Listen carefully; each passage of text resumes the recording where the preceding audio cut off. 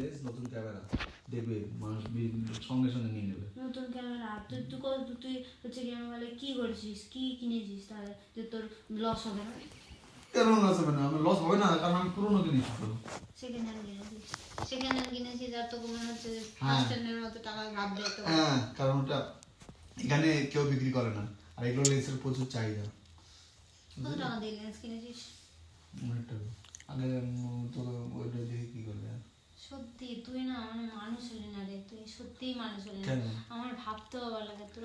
তুই যেমন আমরা একটা লেন্স কিনলে আমার লাগবে না একটা? তোমার লেন্স লাগবে না একটা?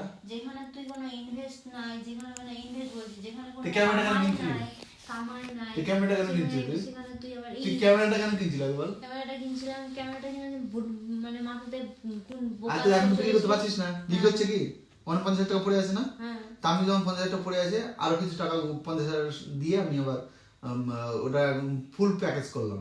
এবার লস হলে 50,000 পুরো টাকায় লস হবে, আর লাভ হলে আমার দুটাতেই লাভ হবে। আর বিক্রি করলেও দুটো একসঙ্গে বিক্রি করতে পারবো। ওই লেন্স তোর ওই ক্যামেরার সঙ্গে তোর আমি যখন এরকম লেন্স দেবো না, মানুষ দৌড়তে এই সব লেন্স নেবে। এগুলো লেন্সের প্রচুর ডিমান্ড। ছবিটা দেখি একটু। না, ছবি দেখতে হবে না, দেখে নিন কেমন।